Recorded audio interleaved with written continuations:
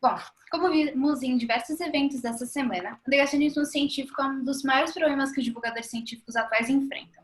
Esse não é um problema que pode ser tratado por apenas uma área das ciências, por tratar-se de uma questão bastante complexa e profunda na história das sociedades humanas. Assim, trouxemos profissionais produtores de ciências de diversas áreas para que possamos abordar essa questão de uma maneira um pouco mais adequada, com múltiplas perspectivas, como deve ser feito. Bom, então eu vou introduzir os palestrantes.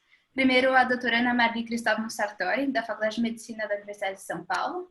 Ela é professora associada ao Departamento de Moléstias Infecciosas e Parasitárias da FMUSP, atuando principalmente na área de vacinas e programas de vacinação, entre outros. Ela trabalhou no núcleo de vacinas novas e subutilizadas da Organização Mundial de Saúde. O Christian Ingolens Dunker, que ainda não chegou, é um psicanalista e professor titular do Instituto de Psicologia da USP. Coordena o Laboratório de Teoria Social, Filosofia e Psicanálise da USP e ganhou o Prêmio Jabuti de melhor livro em Psicologia e Psicanálise com a obra Estrutura e Constituição da Clínica Psicanalítica. A Luísa Helena Gonçalves Caires é jornalista e mestre em Ciências da Comunicação pela Escola de Comunicação e Artes da USP e é editora de Ciências do Jornal da USP e das mídias sociais Ciência USP. O professor Guilherme Andrade Marçom é professor doutor do Instituto de Química da USP e atua principalmente na área de pesquisa em ensino e divulgação de química. Integra o núcleo de ensino e divulgação do CEPID Redoxoma, coordena o portal Química Nova Interativa e foi presidente da Comissão de Cultura e Extensão do IQE-USP e diretor do Museu de Ciência da USP. A Melina Murguel e Guimarães é engenheira química pela USP de Lorena, onde se envolveu durante toda a graduação com projetos voluntários na área de educação. Atualmente é mestranda no Instituto de Química da USP, atuando em projetos de pesquisa voltados para o ensino de química por meio de metodologias ativas, com enfoque na formação crítica e responsabilidade social. A Melina desenvolve um trabalho bastante interessante com os alunos de primeiro ano na disciplina de Química Geral 2. Bom, podemos começar, então, com a fala do professor Guilherme Andrade Marçom. Boa agora... noite. Desculpa, eu não introduzi os mediadores. Me desculpa. Os mediadores, eles são membros do projeto Telefone Sem Fio, que é um coletivo que tem como objetivo produzir conteúdo sobre comunicação. O grupo partiu de um trabalho produzido para a faculdade, para a SPM, e eles produziram um documentário sobre negacionismo científico, o qual contou com a participação do psicanalista Christian Dunker. Caso vocês queiram o link do documentário dos mediadores, nós podemos enviar tranquilamente para vocês, aqui pelo chat. Então, a gente pode prosseguir para a apresentação do professor Guilherme Marçom. Ok, agora sim. Então, muito boa noite, obrigado pelo convite. Boa noite aos outros debatedores que estão aqui comigo no café. Boa noite a quem veio prestigiar a Semana da Química. Fizeram muito bem em fazê-lo. Estou feliz de estar aqui em casa e também falando com vocês aí num evento da minha casa, que é o Instituto de Química, sobre um tema que é tão importante, né? Eu confesso que eu tenho mais perguntas e mais questionamentos do que propriamente informações. Então eu vou trazer alguns pontos que me chamaram a atenção, ou me chamam a atenção faz um tempo, e a gente vê como é que a gente liga os pontos, ou se não liga os pontos. Então, um ponto que eu acho interessante é a palavra green bonds. Green bonds é o termo em inglês para papel verde, papel do mercado financeiro verde. Então, já faz alguns anos que o mercado financeiro lançou então uma espécie de um selo de sustentabilidade para negócios e para empresas. Então, e é claro que esse selo tem uma função muito clara, que é como um critério de alavancagem dessas ações. O que é interessante é usar essa questão da sustentabilidade como modo de alavancagem no capitalismo financeiro. Então, esse é um indicador que me chamou muita atenção, achei muito interessante. Porque esse indicador está relacionado com outra coisa que eu achei interessante, foi uma entrevista que eu assisti no rádio de manhã, de um representante da Coalizão Brasil, que é um grupo de mega empresas do setor agro, empresas do setor de cosméticos, como a Natura, tem Danone, e também tem a BASF, que é uma multinacional química, que já está no Brasil há mais de 100 anos, enfim. Então, esses dois pontos me chamaram muita atenção. Me chamou a atenção também a polêmica que surgiu em torno da Magazine Luiza e a questão dos novos critérios de seleção para o sistema de trainees deles. E eu acho que todos esses pontos eles estão ligados, talvez, a uma nova ordem das coisas, um outro jeito de pensar as coisas. Um jeito que se opõe frontalmente a um jeito velho, antigo, de olhar a relação do capitalismo com a natureza, das opções pessoais das pessoas, das interfaces dessas opções pessoais no mundo do trabalho, principalmente. Isso eu acho que está muito relacionado com a questão do negacionismo, porque ou bem esse velho mundo lança a mão de posturas arcaicas e formas antigas de se posicionar diante da ciência, porque negacionismo não é novidade, sempre teve aí. A ciência nunca foi aceita numa boa, não é? Então, ou bem o negacionismo é a continuidade de alguma coisa e essas forças retrógradas se apoiam no negacionismo como forma de oposição a esses novos movimentos que estão aparecendo, ou bem o negacionismo vai pairar à margem disso. Mas eu acho que não, porque o negacionismo está tendo uma função política importante. E a minha dúvida mesmo é a seguinte: será que esse conjunto arcaico, retrógrado, de olhar o mundo que ameaça a nossa própria existência como espécie, esse uso do negacionismo para se estrebuchar, porque não vai ter jeito da gente parar essa onda vai acontecer? Ou será que não? Ele é um ponto de resistência desse velho mundo retrógrado, arcaico, e vai fincar o pé no negacionismo, então não está só estrebuchando, está permanecendo aí. E o que leva a pensar como que a gente na universidade vai ter que mudar o jeito que a gente conversa com o mundo. E eu estou em dúvida sobre esses jeitos. Que jeito que a gente conversa com o mundo? É isso.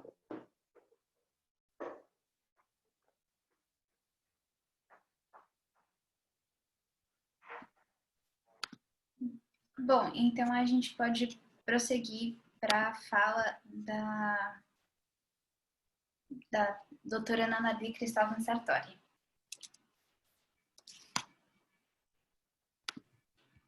Bom, boa noite. Quero, em primeiro lugar, agradecer pelo convite, é bem interessante. E bastante interessante a questão dos movimentos anti-vacina estar dentro de uma discussão sobre negacionismo científico. Eu achei muito interessante isso. Bom, em primeiro lugar, eu tenho que começar dizendo que eu sou absolutamente favorável às vacinas. Eu absolutamente acredito que as vacinas são uma das maiores conquistas em saúde pública e que permitiram o controle de muitas doenças que eram muito comuns e que levavam a importante mortalidade no passado. A gente não pode esquecer a erradicação da varíola, a erradicação da peste bovina e a eliminação da poliomielite. A Organização Mundial de Saúde estima que a vacinação previne de 2 a 3 milhões de mortes todos os anos. E mesmo assim, há evidências de que a excitação à vacinação vem crescendo em vários países do mundo. No final do ano passado, ou melhor, no início do ano passado, final do ano anterior, a OMS identificou a excitação à vacinação, que é definida como uma resistência ou recusa parcial ou total em receber vacinas recomendadas e disponíveis, como uma das grandes ameaças à saúde global e à erradicação do sarampo. O movimento anti-vacina surgiu junto com as primeiras vacinas. Desde o final do século XVIII, quando as primeiras vacinas foram usadas, né, principalmente a vacina de varíola, há opositores com argumentos baseados em ceticismo, motivos religiosos, questões políticas e legais.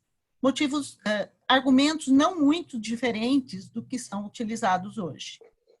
Vacinação de varíola, que é uma doença que matava centenas de milhares de pessoas no final do século XVIII e início do XIX, sofreu uma forte resistência por motivos religiosos e ceticismo. E no século XIX, tentativas de tornar a vacinação obrigatória teve uma forte oposição com base na defesa das liberdades individuais. Mais recentemente, nas décadas de 1970 e 1980, houve rejeição à vacina tríplice bacteriana, difteria, tétano e coqueluche, após uma publicação que associava a vacina à doença neurológica. Os estudos posteriores reafirmaram a segurança da vacina e mostraram que a doença neurológica atribuída à vacina era geneticamente determinada. Mas, mesmo assim, o estrago já tinha sido feito. Houve uma importante queda de coberturas vacinais, principalmente no Reino Unido, que resultou em surto de coqueluche. O evento mais conhecido, mais recente, é a publicação no final dos anos 90, na Lancet, uma revista inglesa de enorme prestígio, de um artigo que associava a vacina do sarampo ao autismo. Novamente, quedas de coberturas vacinais, que resultou em surtos de sarampo em toda a Europa e que dura até hoje. Após uma intensa investigação, foi demonstrado conflito de interesse, conduta antiética e fraudulenta do primeiro autor. A Lancet declarou que o artigo era falso e retirou a publicação. É o único caso da história da revista de retirada de uma publicação. E o primeiro autor perdeu o direito de exercer medicina no Reino Unido. Vários estudos epidemiológicos não demonstraram associação da vacina com o autismo, mas esse mito persiste e continua sendo replicado, principalmente nas mídias sociais. Já agora, no século XXI, a vacina de HPV desencadeou rejeição em vários países do mundo. Um dos argumentos mais frequentes é que a vacina incentivava o início precoce da vida sexual, além do ceticismo em relação à eficácia e segurança da vacina. Uma das consequências, no Japão, um dos países com maior desconfiança em relação às vacinas em todo o mundo, o programa de vacinação foi suspenso em 2013, após a divulgação na mídia de eventos adversos supostamente associados à vacina. Em 2014, um comitê independente responsável por investigar os relatos concluiu que a vacina era segura e que os eventos não eram associados à vacina. Porém, até o final do ano passado, a vacinação não havia sido retomada, apesar do apoio das sociedades médicas à vacinação. No Brasil, a redução das coberturas vacinais que vem sendo observada desde 2016 tem suscitado um intenso debate sobre o papel da hesitação à vacinação nas quedas de cobertura. Nós temos uma realidade bastante mais complexa, onde o acesso ainda é limitante.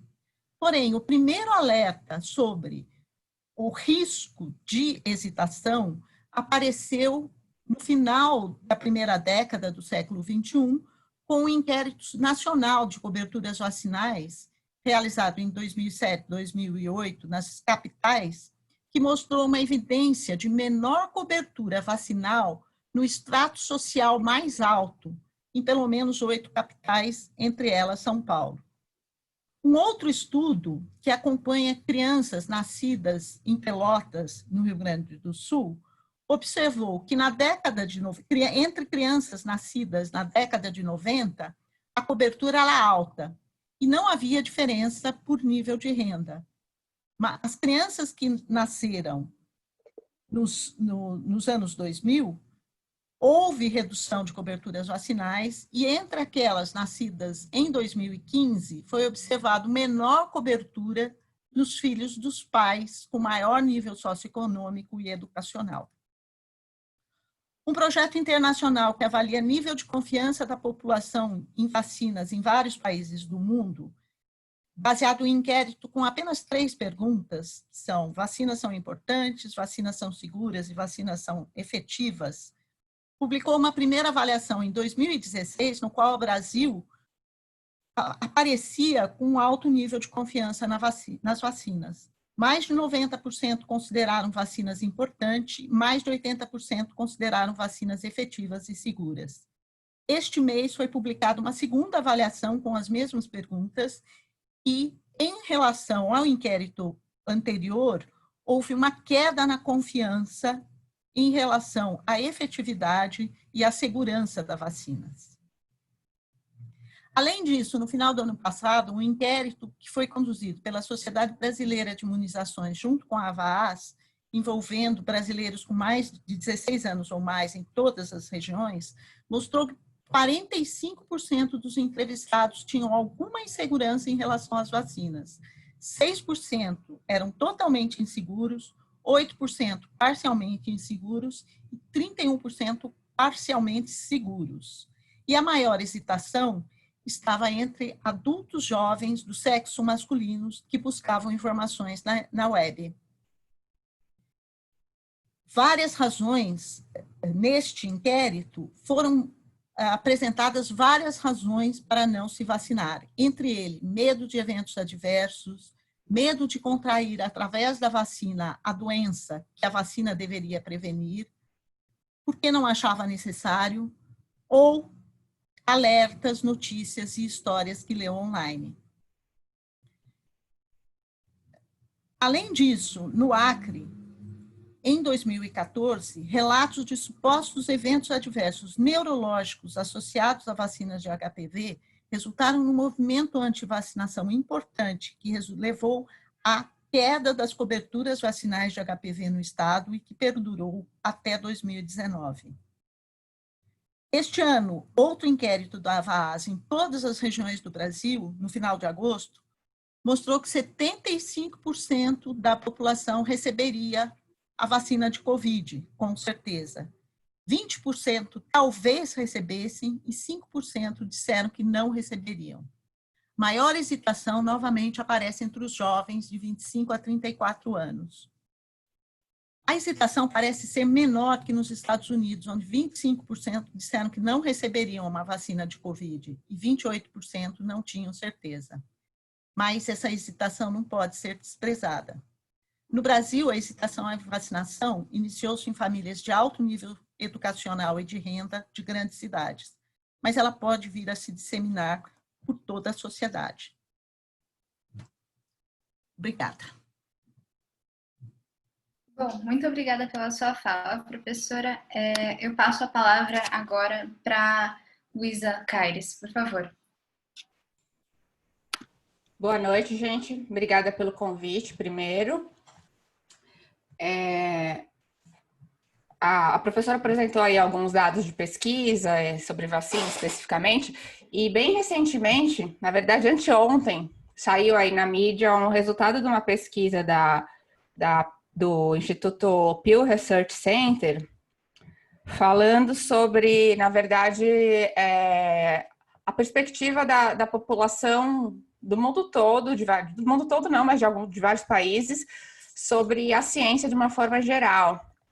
E uma reportagem da Piauí, que eu vou deixar até aí, vou deixar aí no chat para vocês, só destacar aqui alguns dados que eles colocaram, logo no começo da matéria, que 36% dos brasileiros confiam pouco ou nada nos cientistas. Então, mais de um terço, acho que é uma quantidade muito grande para uma resposta tão incisiva, né? Tem aquelas respostas que confia um pouco, mas essa é bem incisiva mesmo, confia um pouco ou nada.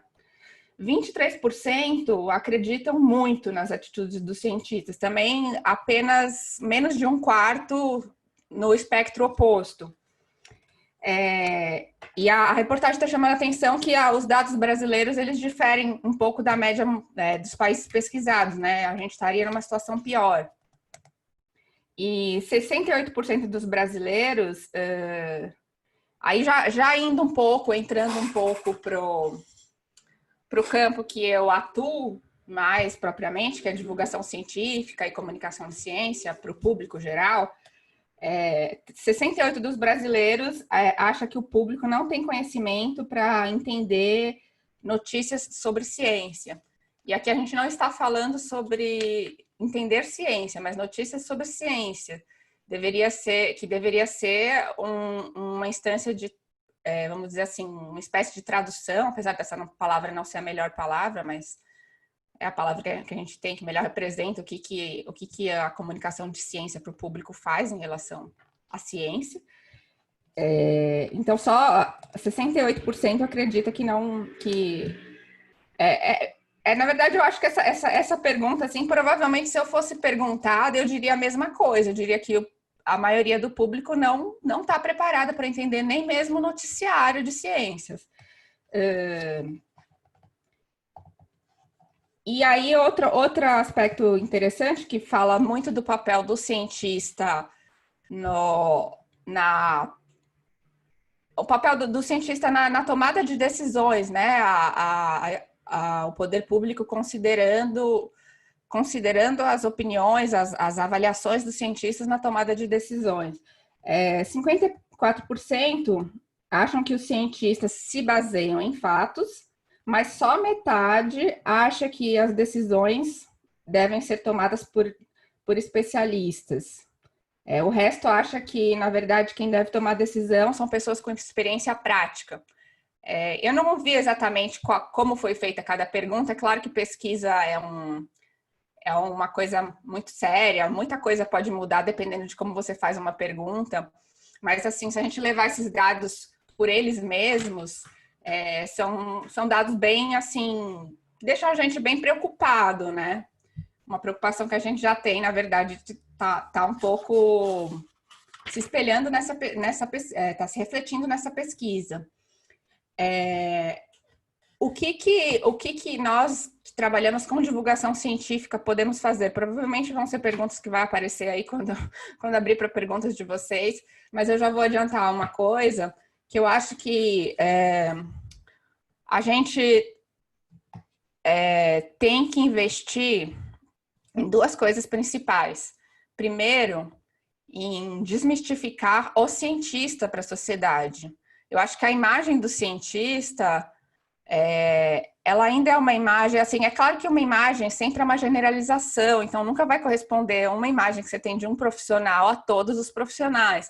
Mas eu acho que atualmente a imagem generalizada que se tem do cientista ainda é uma coisa totalmente distante.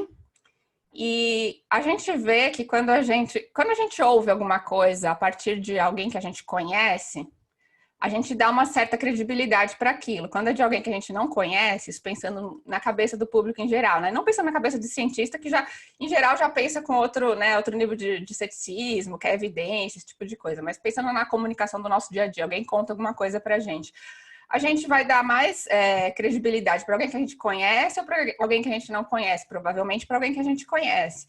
Então, esse distanciamento que a figura do cientista tem, eu acho, né, não tô falando baseado em estudos, estou falando baseado em impressões, eu acho que isso atrapalha muito a confiança da população na ciência. Tem um outro aspecto que, né, você vê uma autoridade e tal, que isso costumou funcionar como um discurso de autoridade, não está funcionando mais, né? Foi até que um pouquinho antes de começar o evento, eu estava conversando, o professor Guilherme estava falando, né, sobre a questão da autoridade. Não está funcionando mais. Então, assim, a aproximação, eu não sei exatamente de que maneira isso vai ser feito, deve ser feito para a gente ter o resultado que a gente quer, mas precisa encontrar alguma forma de fazer isso.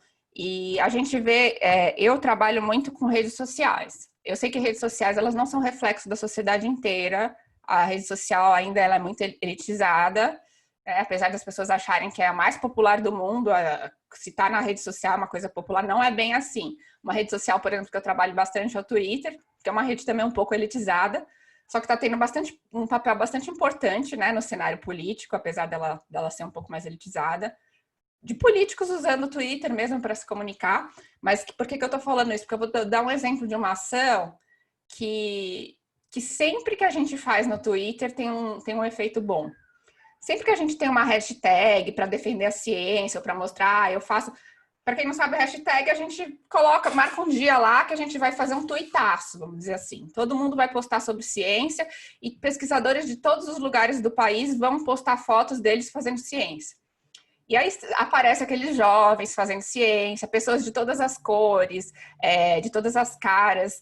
E assim, é uma ação que parece boba, né? Que é só você botar uma foto ali de você fazendo ciência, mas que aproxima de um jeito que conquista, né? Eu não sei exatamente qual o resultado efetivo disso, que tudo que a gente fala hoje, como a gente está falando aqui, dentro de uma instância de ciência, a gente teria que avaliar o negócio de uma maneira um pouco mais metódica. Mas falando de impressões, que é o que eu tenho, é uma ação que sempre dá resultado, né? E parece que é uma coisa, mas isso não é divulgar ciência. Tudo bem, mas a gente, antes de divulgar ciência, as ciências específicas, a gente tem que divulgar a ciência e o cientista. Né? É uma coisa que muitos cientistas ainda têm um pouco de preconceito com a questão da imagem. As pessoas que fazem divulgação, às vezes, dentro das instituições que elas trabalham, dentro do ambiente acadêmico, essas elas sofrem até preconceito. Tem sempre um estigma de aquele lá que faz muita divulgação é porque não faz muita ciência. Então, que são coisas estigmas que a gente tem que quebrar dentro da academia, né? Então, só para não prolongar muito, são algumas impressões que eu queria ter passado, e daí eu deixo outras perguntas para vocês fazerem depois. Obrigada. Certo, então a gente pode prosseguir para a fala do Christian Dunker. Inclusive, bem-vindo, Christian. Obrigada pela presença.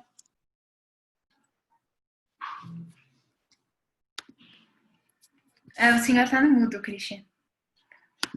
Calma. Perdão pelo atrapalho na hora de entrar. Agradeço o convite. Acho que essa discussão é crucial para o nosso momento, né? E para o momento da ciência no Brasil, das universidades, né? Então, estamos enfrentando adversidades por vários lados. Eu queria começar comentando essa pesquisa que a Luísa trouxe, uma pesquisa muito interessante sobre a relativa descrença do brasileiro na ciência. 25% é muita gente, né? E eu cruzaria esse dado com uma outra pesquisa muito interessante, que analisa a percepção que a população tem sobre seu próprio país, o conhecimento que a população tem sobre seu próprio país. A partir de perguntas do tipo: quantas pessoas sofrem de diabetes no país? Quantas pessoas já passaram por um aborto? Quantos negros a gente tem nessa posição ou na outra? Qual é a distribuição etária ou de renda? Né? E são um questionário longo. Em 63 países, o Brasil ficou em penúltimo. Perdemos só para a Índia. Ou seja, na impercepção do que é o país em que a gente vive. Isso é, claro, um dos efeitos de desigualdade social não só do ponto de distribuição do capital econômico, mas do capital cultural, que tem acumulação completamente desigual, vamos dizer assim, e que se reflete numa anomalia entre anomalias. Ficar em penúltimo lugar, isso fala vamos dizer assim, de uma grave dificuldade de entender o que é o país em que a gente está. Né? Acho que isso é o ponto de partida para a gente falar na ciência, pensando na ciência como algo que se associa com o Estado. Né? Então, essa ligação, no caso do Brasil, ela precisa ser ponderada em termos históricos. Vamos lembrar que, em 1904, a gente teve uma revolta popular no Rio de Janeiro, conhecida como Revolta da Vacina, né? Contra a vacinação compulsória, decretada por Oswaldo Cruz, em torno da epidemia de malária, e que as pessoas pegaram em armas, em que morreu gente, né? Com o seguinte argumento: né? Eu não quero que o Estado tenha contato com o corpo das mulheres e crianças da minha família. Isso era interpretado como uma invasão, né, do espaço privado. Isso era interpretado como: olha, o Estado vai para lá porque eu não posso confiar nele, e principalmente ele quer se apossar disso que, para um certo entendimento, né, são os meus bens, são propriedades, né? O corpo da mulher e o corpo da criança. Então, quando a gente fala em um recuo, acho que em relação à ciência, acho que tem uma história disso no nosso país, né? A gente teria que juntar esse dado que a Luísa trouxe, e que estou me referindo aqui à vacinação, que a Ana comentou também, né? Com uma outra coisa muito interessante dessa pesquisa, que é o seguinte: para essas mesmas pessoas se perguntou assim, cite o nome de um cientista brasileiro. 70% das pessoas não conseguiam citar ninguém. Nem no passado, nem no presente, nem em informação, né? 70% dos brasileiros não sabem o nome de um cientista. Então, quando você diz assim, confia ou não na ciência, isso significa não só confia ou não no Estado, mas confia ou não em algo que é estrangeiro, que é fora do país, que é outro, né? Que vem de fora. Ciência é feita fora do Brasil, né? E aí sim, Einstein, alguns ícones da história que se aprende na escola e etc., eles aparecem, né? Bom, esse dado, ele é importante para a gente entender o que a gente poderia chamar, né, de um uso político calculado, dirigido, da anticiência, né? Da anticiência como uma versão do anti-Estado. E o anti-Estado como uma versão de, olha, temos uma interpretação aqui que vai se opor àquela que vinha em curso e que vai eleger novos inimigos, né? Isso é um novo discurso, né? Novos inimigos que passam pelo Estado, que passam pela ciência, que passam pelos artistas, passam pelos intelectuais, né? A gente vai dizer, mas como que foi possível a gestação, a gênese dessa retórica, vamos dizer assim? E eu acho que aí a gente tem vários fatores e que são interessantes de a gente analisar, né? A gente tem um fator que é, por exemplo, a mutação da religiosidade do brasileiro, né? Que deixa de ser, ou que está numa curva, né, de redução de católicos e de expansão de um tipo específico de neopentecostalismo, né, dispensialista, que possui uma política própria em relação ao Estado e em relação à ciência, né? As formas religiosas mudaram, né? Isso é um fator, mas é um fator entre outros, né? Em segundo lugar, a gente poderia dizer o seguinte: descobriu-se, né, e algo foi feito na direção, vamos dizer assim, da acessibilidade da ciência, e eu acho que isso tem que ver com a frequência de redes sociais, com ainda que elitizada, né, concordo bastante, mas isso aproximou as pessoas comuns da ciência, né? Da ciência no sentido de que bancos de artigos e dados, eles se tornam cada vez mais disponíveis. A Wikipédia entrou no vocabulário das pessoas, né? Isso é ótimo, isso devia ter produzido o quê? Aumento da autoridade, aumento do uso da ciência como uma referência no debate, para dirimir dúvidas e conflitos, né? Vamos consultar, como a gente fazia, não o dicionário, mas vamos consultar a Wikipédia, quando há um tensionamento de opiniões. Só que junto com essa descoberta, veio uma outra descoberta, que quem faz ciência, bom, já estava ciente disso há muito tempo, mas que na representação social se transformou em outra coisa, que é a descoberta de que a ciência é dissenso, a ciência é controvérsia, a ciência é disputa, que a ciência tem versões diferentes, né, que estão paradigmas, hipóteses, que estão em renovação constante, que se alternam ao longo do tempo. Isto corrompeu uma coisa que dizia respeito à forma de autoridade com a qual a ciência estava posicionada, que era a autoridade vertical, que reproduzia relação entre elites e aqueles que estão excluídos, ou seja, aquele que fala e o outro que escuta e obedece, né? E a autoridade não dividida, a autoridade não conflitiva, né? O cientista, com o seu guarda-pó, falava uma coisa e ela, bom, isso falava por a ciência, À medida que a ciência foi se aproximando, as pessoas perceberam que ela é composta de um certo dissenso. Muito legal? Não. Não, porque aí entra um terceiro fator, né? Que é de transformar o dissenso científico na autorização de crenças. Né? Já que tem um dissenso ali, por que então a gente não pode falar em criacionismo? Já que tem um dissenso ali, por que a gente não pode falar em cromaquina? Vocês já ouviram falar em cromaquina?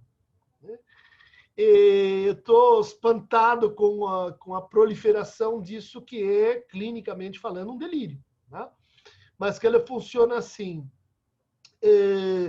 O que está acontecendo com a Covid, agora, né, com a vacina chinesa, é o resultado final de um processo pelo qual, através da vacina, vão ser inoculados nas pessoas nanorobôs que vão controlar as pessoas.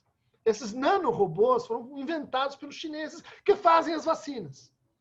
E esses nanorobôs vão, então, transformar as pessoas em zumbis, assim, dirigidos para determinados fins, e que vão extrair das pessoas uma substância desconhecida pela ciência, que tem esse nome que nem sei de onde foi produzido, né?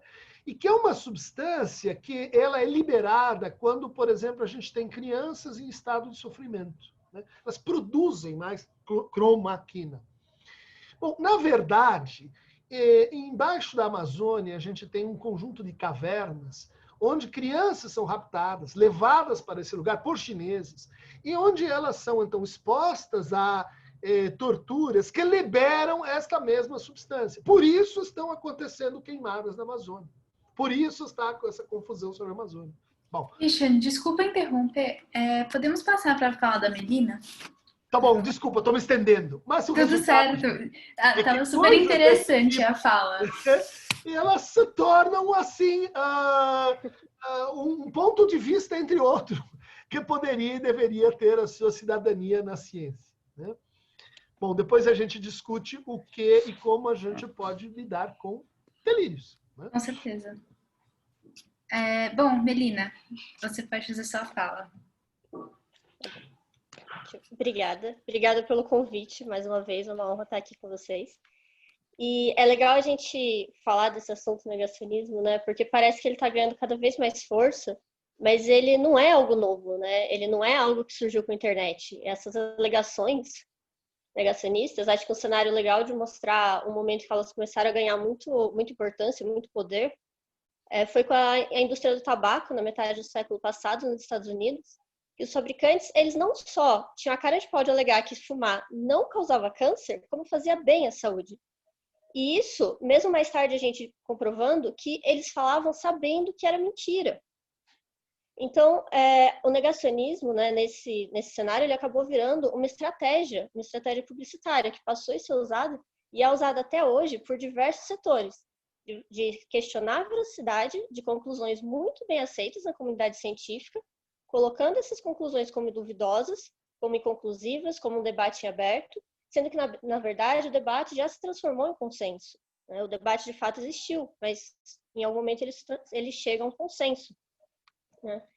Então, eu vejo o negacionismo vindo de dois polos principais, né? Dessas pessoas que negam a ciência com plena consciência do que elas estão fazendo, motivadas por interesses escusos, e as pessoas que negam por ignorância, por falta de informação, por acesso a informações imprecisas.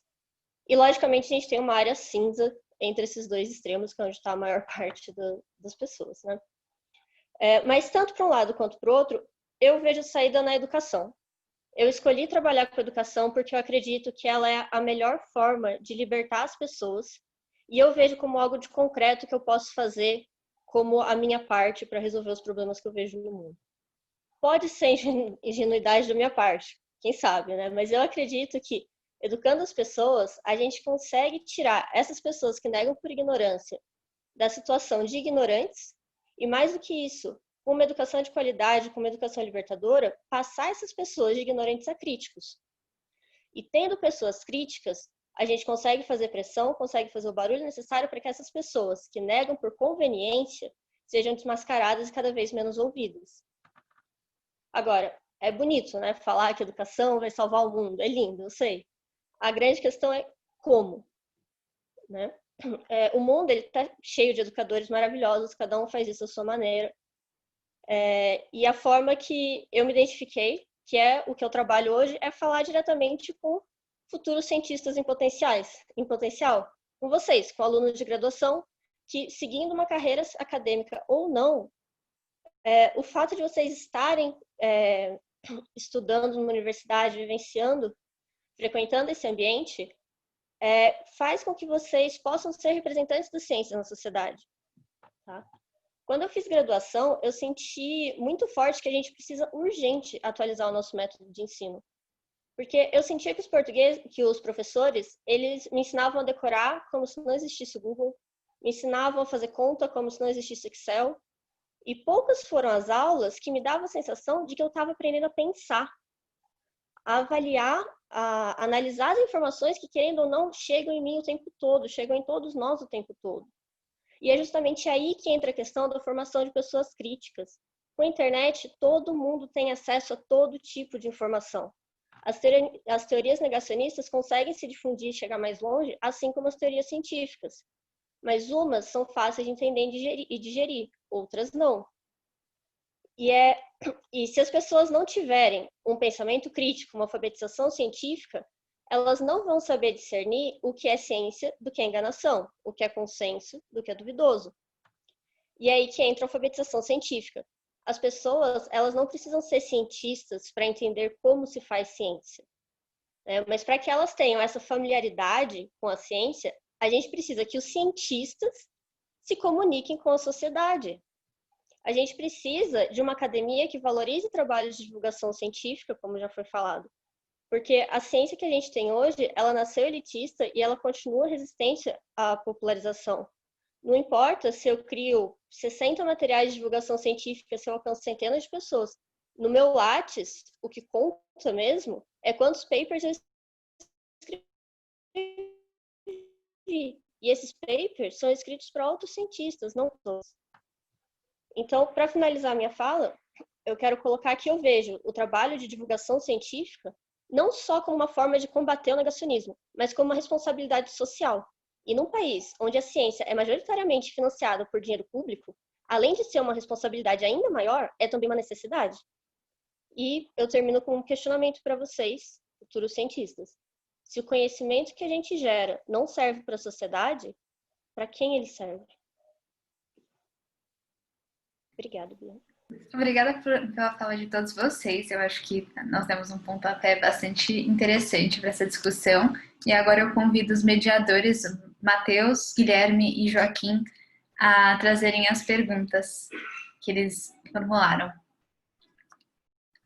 Bom. Então é isso, passo a palavra para vocês. Boa noite, pessoal. Boa noite, palestrantes. Primeiramente, muito obrigado pela fala de vocês. Por mim, deixava vocês falando o tempo todo, porque realmente vocês expuseram pontos excelentes e muito fundamentais sobre a questão do negacionismo científico, né? Mas, bom, prazer. Meu nome é Matheus, eu estou aqui com o Guilherme e Joaquim, representando o projeto Telefone Sem Fio. Primeiramente, gostaríamos de agradecer também a Bia Cooper, o Instituto de Química da USP, pela oportunidade e a confiança, né, para mediar a palestra. E, para começar a rodada de perguntas, selecionamos aqui algumas questões que julgamos serem importantes, do nosso ponto de vista.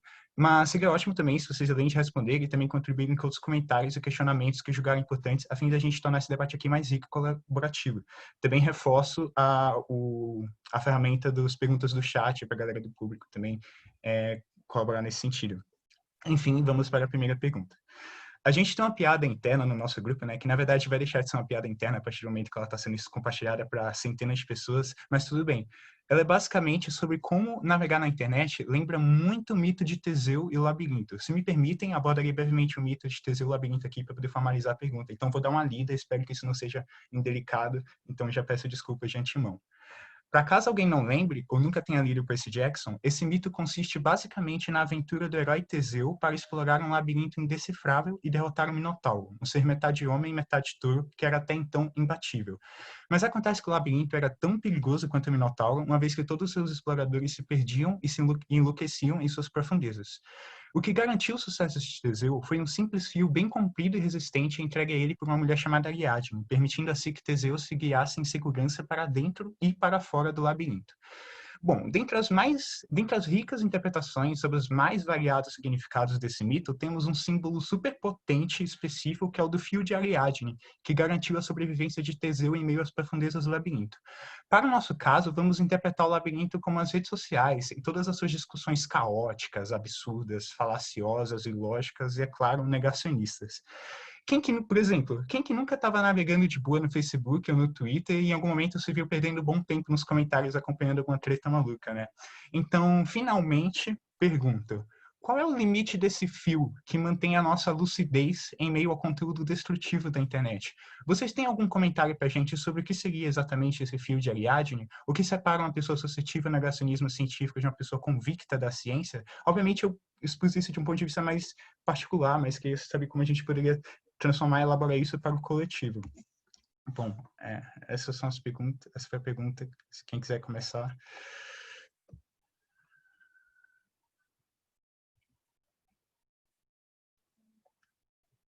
O Christian? Melina, liga aí. Pode ser. Eu achei que as perguntas seriam direcionadas, desculpa. Eu vou começar porque eu acho que eu sou a que tem menos bagagem aqui, então eu provavelmente sou a que tem menos a dizer, e eu vou adorar ser complementada por todos os outros. Mas eu acredito que as pessoas que são alfabetizadas cientificamente, elas são mais imunes ao negacionismo, né? Porque as pessoas que são suscetíveis podem ser, como eu falei no começo, né, por ignorância, por interesses escusos, ou por vontade de pertencer a um grupo, por conveniência. Mas algo que eu acredito que, primeiro, que os dois grupos têm em comum, né, é a presença de pessoas céticas, que questionam e que querem provas. Só que a grande diferença é que na ciência a gente tem um ceticismo organizado, né? O cientista, ele precisa aceitar as provas que ele encontra, sejam elas favoráveis ou não à hipótese dele. Enquanto o negacionista, né, ele escolhe olhar somente para as provas que encaixam nas conclusões que eles já tinham quando eles resolveram buscar as provas. Então, eu vejo que a grande diferença entre as pessoas suscetíveis ao negacionismo e as não suscetíveis é a ordem que cada um faz as coisas, né? Enquanto na ciência a gente observa o mundo, coleta indícios, analisa esses indícios, interpreta e só então chega a uma conclusão, os negacionistas, eles fazem o processo inverso.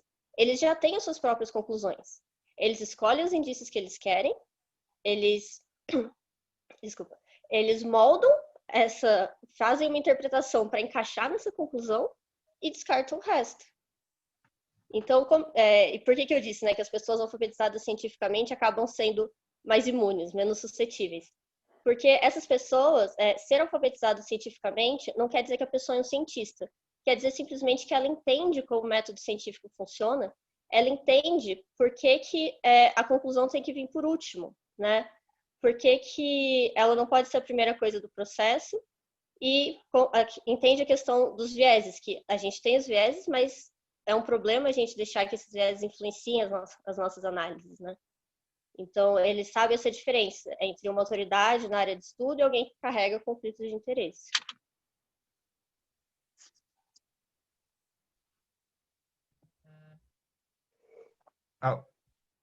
Alguém vai fazer um comentário? Pode. Colocar? Eu acho que, assim, não tem uma vacina, não tem um jeito da gente se defender disso ou de identificar isso. Até porque todo cientista é especialista numa coisa e não é na outra.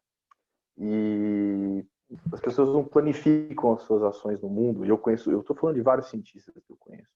Cientistas que têm crenças, cientistas que têm receios, cientistas que são super cientistas para uma coisa e nada cientistas para outras, cientistas que têm bolinha de água com Feng Shui em casa. Então, você tem diferentes. As pessoas não são uma coisa e não dá para a gente planificar. Eu acho que, honestamente, a susceptibilidade das pessoas a posições não científicas ou até negacionistas da ciência estão associadas com medo.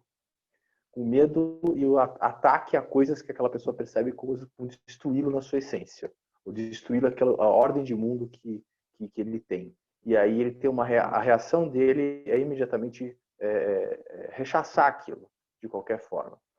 E numa situação que a gente tem enorme insegurança, enorme medo nas pessoas, medo se eu não vou pagar aluguel, medo se eu vou comer, medo se os meus filhos vão continuar a estudar, medo se a USP vai continuar a existir depois do PL 529, medo e ataque, e as pessoas se defendem desse ataque. Inclusive, muitas vezes eu já vi cientistas tendo uma reação de ataque irracional quando contestado na sua ciência, como uma espécie de, assim, você atacou a minha ideia, você me atacou. E ele vai, então, responder a essa ideia de forma até infantil, muitas vezes. Então, eu acho que não tem como se prevenir disso. A única forma das pessoas se munirem, informação é uma coisa? Sem dúvida. Mas a gente precisa de um estado, uma visão, olhando essa questão numa visão mais sistêmica, a gente precisa de um estado de segurança, de um estado de garantias de coisas mais básicas. E aí a gente pode começar a construir alguma coisa. Do contrário, quem está com a faca no pescoço, fazendo esforço para conseguir botar a cabeça fora d'água, sem saber se vai comer à noite, ele não tem tempo para ficar pensando muito, ele não quer pergunta, ele não quer dissenso, como o Christian falou, ele quer resposta. E se a resposta tiver pagar o que para ele é muito, mas que seja uma merrequinha num determinado culto, mas que dê para ele um trilho que aplaque esse medo, ele vai ali. Então, nem se coloca a questão de informar, de raciocínio, de informação. Eu acho que é uma coisa mais básica, mais estrutural mesmo, que vem do estado de insegurança que a gente vive já no mundo há pelo menos uns 10 anos. Muito obrigado. A Luísa também falou que gostaria de fazer um comentário agora. Então, passo a palavra para a Luísa. Então, eu queria falar sobre o que a Melina falou no início, sobre a zona cinzenta. Eu acho que a gente tem que tomar cuidado para não ter como foco as pessoas que são lideranças de movimentos negacionistas, porque, assim, eu acho que é uma estratégia meio já de antemão que a gente já vai sair, já vai perder. Porque, assim, a pessoa que é liderança, ela tem outros ganhos, né? Acho que até o Christian pode falar melhor do que eu. Ganhos sociais e emocionais de estar ali sendo um desbravador, de que está mostrando, na verdade, revelando a verdade para um público. Então, eu não sei, eu não vejo muito como sendo bem utilitarista, já que a gente tem que concentrar esforços em cair em cima dessas pessoas, mas em cima das outras pessoas que ainda podem ter dúvida, eu acho que a gente tem que investir. E sobre esse fio de Ariadne, uma coisa que eu fiquei pensando é que, assim, o cientista e a pessoa que divulga ciência, ela não tem que achar que ela é Ariadne e que ela vai trazer para a luz as pessoas, né? Eu acho que essa é uma metáfora pensada desse modo, não é uma boa metáfora para o que a comunicação de ciência tem que fazer. Eu acho que, assim, eu acho que seria mais interessante a gente colocar essa Ariadne como autonomia, né, das pessoas, como um conceito mais abstrato, né? Não são atitudes nem pessoas, mas um conceito mais abstrato que é autonomia, e é uma coisa que como a Melina falou também, que você ajuda a formar a autonomia, né? A autonomia não é uma coisa que cai do céu, assim, né? Formação crítica, a questão de você, por exemplo, apesar de eu não sou da área de educação, mas vejo como alguém que vê de fora, a gente vê muito esse problema de formar pessoas para passar no vestibular, ou mesmo talvez até na academia também, nas ciências, exceto as ciências humanas que trabalham com isso já diretamente. Poucas matérias, por exemplo, que colocam filosofia da ciência, isso eu estou falando em nível universitário já, né? Que coloque a ciência para pensar a si mesma. Então, assim, não adianta a gente querer soluções simples para isso. E uma coisa que eu queria também, para não esquecer de falar, é em relação à produção da ignorância, a produção da desinformação. Ela não é um processo que se dá assim espontâneo apenas. Ela é um processo direcionado, né? A gente, cada vez mais as pessoas estão percebendo isso. A gente vê que né? Toda a questão, aquela questão da Cambridge Analytica. Isso aí parece que é uma coisa super disseminada, mas assim, é super de bolha, assim, né? A gente sabe disso, mas tá muito na nossa bolha ainda, é uma coisa que as pessoas não sabem. Como elas estão... não é que eu acredite que as pessoas sejam puramente manipuláveis e você manipula e pronto, mas isso faz uma diferença grande, não dá para negar que faça diferença, né? Então, sempre lembrar que mesmo que a produção do conhecimento ela não seja, a produção do conhecimento ela não é neutra, a produção da ignorância ela também não é neutra, ela serve a alguns fins. E aí a gente não tem como não cair na questão da política mesmo, né? É uma promoção do negacionismo científico que é da parte de instituições, não é nem de políticos. A gente está vendo isso muito na pandemia. Eu estava vendo uma jornalista falando, a gente acha que aqui no Brasil a coisa está feia em relação à questão da ciência no meio da pandemia, a questão dos órgãos de saúde, os órgãos estão instrumentalizados, o Ministério da Saúde, que praticamente inexiste. Ela estava falando como é difícil conseguir informações agora do CDC, por exemplo, que é o Centro de Controle de Doenças Infecciosas lá dos Estados Unidos. E que, né, coisa que assim, que ela nunca viu na vida dela, uma jornalista experiente, assim, a Casa Branca é hostil e o CDC é ausente. Então, assim, num país que se orgulha de ser, né, um dos berços da democracia moderna, ou seu maior representante que seja, você ter esse tipo de dificuldade. Antes eu pensava assim, o jornalismo, pelo menos, nos Estados Unidos, pelo menos as instituições são mais fortes, né? A instituição da imprensa lá, a gente sempre tinha um pouco de inveja, vamos dizer assim, porque aqui jornalista é a primeira coisa que cai. Lá a gente pensava assim, não, lá jornalista tem um pouquinho mais de uma valorização social, as pessoas, né, tem uma coisa da coisa do cidadão, né? O pessoal vai para as ruas com faixa por motivos diversos. Mas não é bem assim como a gente pensa. Se as coisas estão assim lá, aqui no Brasil, então, assim, a gente tem que muito pensar na política também, não tem como fugir disso. Perfeito, perfeito. Algum palestrante tem mais algum comentário? O Christian? Ok, vai lá, Cris. Opa, tá mutado. Eu queria Agora comentar que o construtor do labirinto, Dédalo, foi também o sujeito que inventou asas para Ícaro, seu filho, que tentou voar tão alto em direção ao Sol que a cera derreteu e ele caiu lá de cima, né? Eu acho que isso fala um pouco do nosso papel nesse processo, nosso papel mais direto, né? E que passou por uma profissionalização. Eu sou da época pré-Lattes. Não existia, quando eu fiz o meu doutorado, assim, o Lattes foi inventado, né? A gente passou por um processo de internacionalização, profissionalização da ciência no Brasil em 20 anos, 30 anos. Foi um esforço imenso para nos tornarmos players na conversa mundial da ciência. O preço para isso foi que nós fomos punidos. Eu fui virtualmente punido por fazer divulgação científica. E pelos meus amigos que diziam, Cris, a gente adora o que você faz, mas aqui vai dar ruim para o seu departamento porque são muitos papers em baixa qualidade, isso interfere, é melhor você não fazer.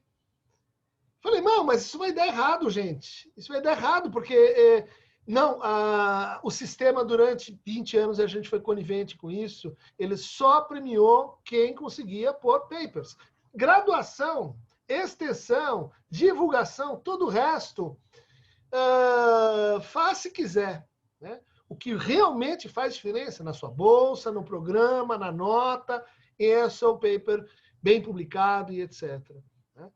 Isso fez com que, por bons motivos, nós virássemos as costas para o que estava acontecendo em volta. Isso fez com que fôssemos percebidos como Ícaros, voando para outro universo, que falam outra linguagem, que realmente não prestam contas ou não traduzem aquilo que fazem. Eu disse, tem outros motivos, né? Mas eu acho muito importante reconhecer a nossa parte nisso. que de alguma maneira nós também contribuímos para nos tornarmos estranhos na nossa própria morada. O fio de Ariadne, para mim, é a história da ciência, é a filosofia da ciência. É aquilo que torna essa conversa localizada no tempo e no espaço, que torna essa ciência, hoje, um tipo de conhecimento, mas também uma comunidade que foi se formando, né? E que, se a gente não consegue integrar isso numa história comum, vamos ser percebidos como estrangeiros, vamos ser percebidos como falantes de outra língua ou de outro planeta.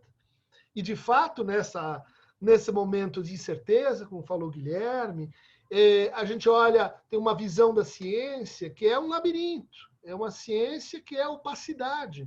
Nós não conseguimos nos entender com os critérios de preenchimento de sucupira, nós passamos mais tempo tentando convencer FAPESP das nossas linhas de crédito do que na bancada. Isso produz um labirinto para nós mesmos, né? Um labirinto que, no momento em que a gente tem uma sensação de insegurança social, no momento em que a gente vai enfrentar, vamos dizer assim, incertezas, vamos concorrer com, do outro lado, você mencionou, dentro, perdidos no labirinto, estamos loucos, né? E veja, falo com toda a dignidade dos loucos, porque elas são o que nos define enquanto humanos, né? Eles dão um limite à nossa liberdade, somos todos loucos e expostos a determinadas conformações e injunções subjetivas, né? Quer dizer, o que a gente está enfrentando é um adversário político, é instrumentalização da ignorância, como falou a Luísa, é a produção da ignorância vetorizada, né? Quer dizer, a ideia de que você tem líderes organizando isso, que você tem hierarquias alternativas, isso tudo é uma confrontação política, né? E que merece esclarecimento em termos de formação, de alfabetização científica, mas, no fundo, é uma batalha para que a gente consiga, vamos dizer assim, rever e dialogar. Eu não sei se eu concordaria que os líderes estão fora dessa jogada, porque eu fui processado pelo Olavo de Carvalho, juridicamente, por ter dito que essa afirmação sua sobre Adorno e Marcuse está errada. Tá? O pessoal começa, não, porque a filosofia você pode falar qualquer coisa. Não, não pode falar qualquer coisa. Essa afirmação sua sobre Freud é incorreta. E o que acontece? A pessoa processa jurídico, perdeu feio, né? Mas o fato é que a contestação de lideranças, de casos paradigmáticos, ela abala esses líderes. Ela faz com que determinadas ideias elas saiam do campo da ridicularização por pessoas arrogantes e inverta esse campo em, olha, você tem lideranças que estão exercendo a mesma arrogância sobre você que você imputa a ciência. Né? Não porque você tem uma batalha de informação apenas, mas porque você tem uma batalha sobre liderança, uma batalha sobre produção de autoridade. Né? Autoridades são particulares, né, que são privadas, ou autoridades são públicas, são todos nós. O labirinto, eu acho que é feito disso. Perfeito, muito bom, muito obrigado. Agora eu vou passar para Ana Maria, ok, vai. Oi? Ok, então ela permitiu, eu vou encaminhar para uma pergunta do meu amigo Gui. Vai. Então, eu gostaria de perguntar para vocês aqui, fazer uma pequena provocação, que é o seguinte: a gente no Telefone Sem Fio acredita que de alguma forma a ciência moderna está parecendo algum tipo de inquisição, um tipo de cruzada, onde existem os iluminados, os donos do saber, que estão em busca de condenar aqueles que não sabem. Então, assim, me corrijam se eu estiver errado nessa suposição, mas essa postura é muito perigosa, né? Atrapalha a popularização do conhecimento, inclusive é uma coisa muito contra a popularização do conhecimento. Esse tipo de autoridade vertical é necessária para a existência da ciência.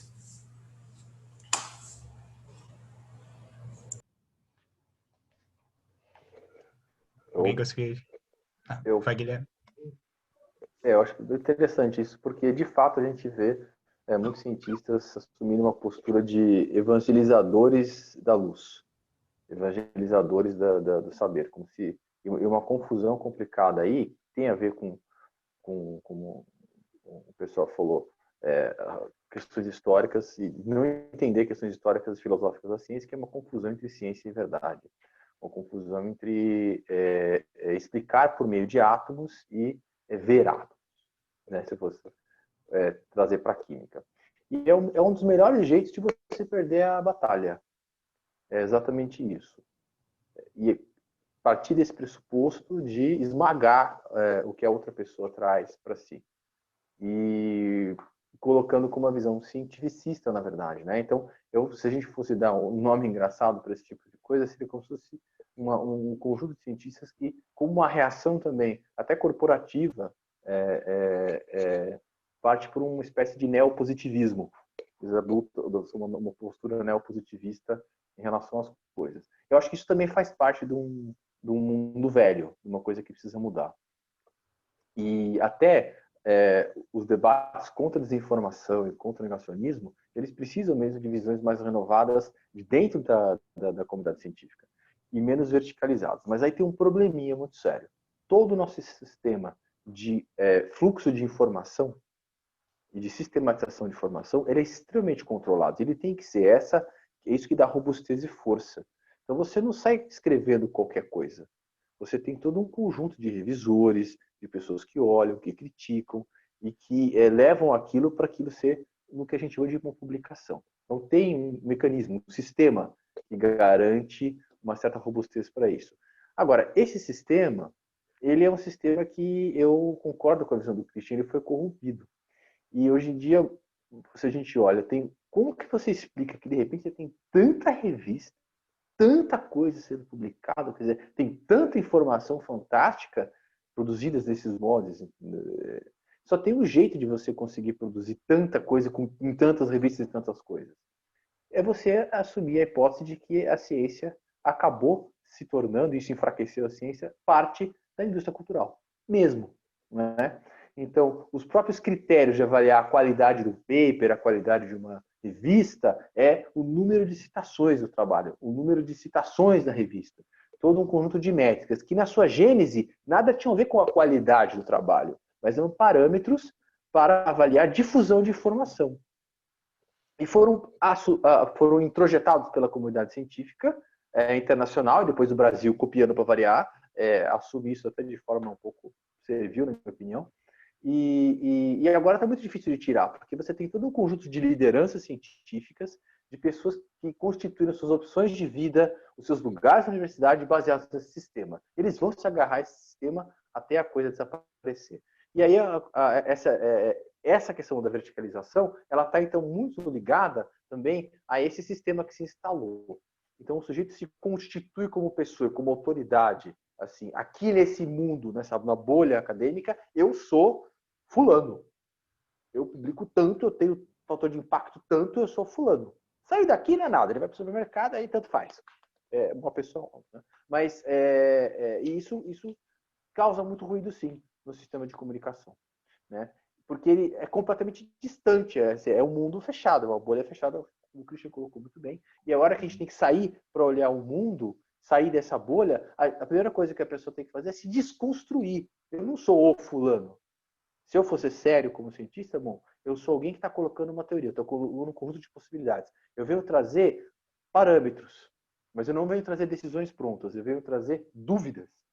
Sobretudo dúvidas. Ciência é sobre dúvida, não é sobre certeza. E aí cria uma grande confusão mesmo.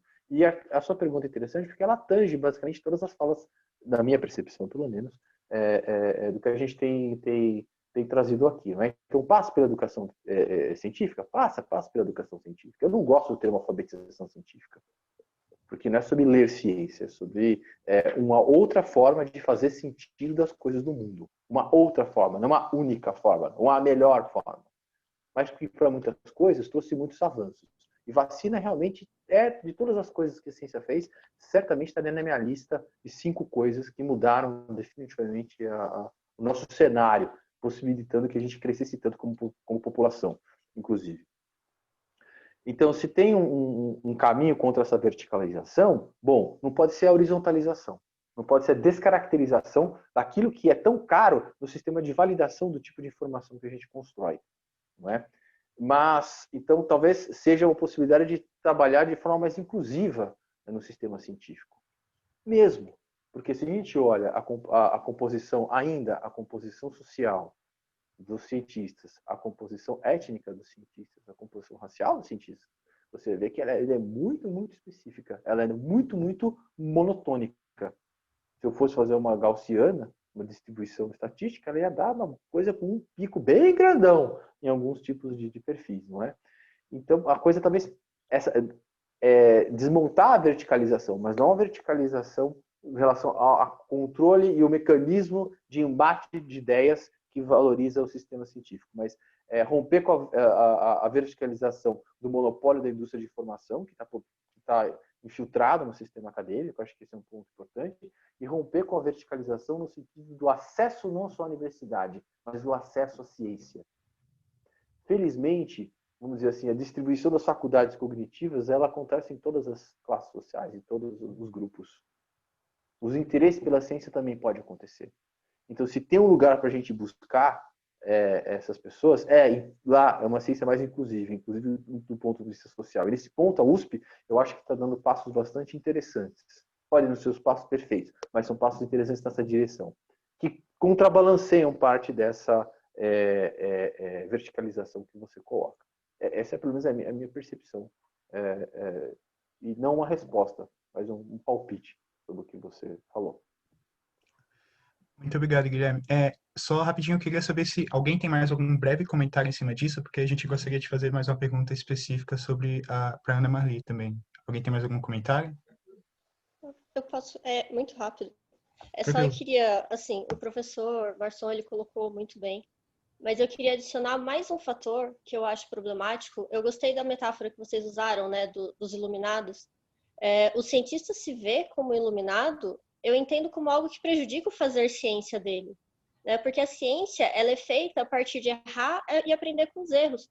E a partir do momento que o cientista se vê como uma pessoa iluminada, como alguém superior, um portador da verdade, ele não tem mais como ele fazer ciência, né? Porque se ele é portador da verdade e a ciência parte do pressuposto de que a gente não sabe alguma coisa e a gente quer investigar para descobrir, eu acho que o cientista ele acaba até se descaracterizando da sua função quando ele tem essa atitude que vocês comentaram. Perfeito, muito bom. Joaquim, gostaria de fazer a pergunta para Ana Marli. Então, para a professora Ana Marli, você abordou, né, a questão do movimento antivacina, como que é algo que existe há muito tempo, sob muitas justificativas, né? Mas, recentemente, é perceptível que o governo, ele, de certa forma, flerta com alguns ideais antivacinas, né? Ele não assume abertamente, mas, de certa forma, flerta, né? O Bolsonaro já chegou a falar que toma quem quiser a vacina, a pessoa tem essa liberdade, a SECOM reproduziu isso em redes sociais. Então, qual é o interesse do governo em flertar com isso, mas não assumir ele abertamente, né?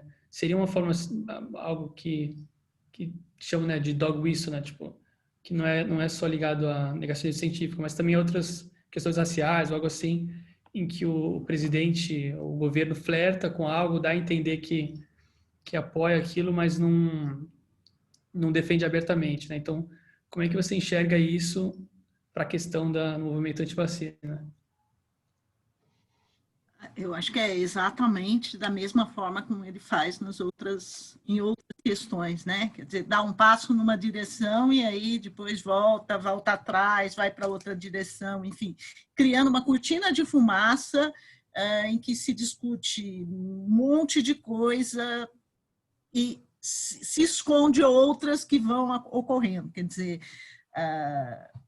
enquanto ele fica criando polêmica, a boiada vai passando, né? Eu acho que o papel dele é criar polêmica e as coisas vão acontecendo. Então, eu realmente acho que é uma coisa complicada. Agora, o Trump tem uma posição antivacina, né? Então, ele já várias vezes declarou que as crianças são vacinadas demais, ele apoia, defende a questão da associação da vacina do sarampo com autismo. Então, à medida em que o Bolsonaro tem uma ligação muito forte com o Trump, eu acho que não é estranho totalmente ele ter uma posição também anti-vacina, né? Eu acho que essa coisa não é clara para ele. Eu acho que ele ainda não pensou muito a respeito, mas não acho que até o momento ele tenha adotado uma posição clara. Eu acho que é mais cortina de fumaça mesmo, né?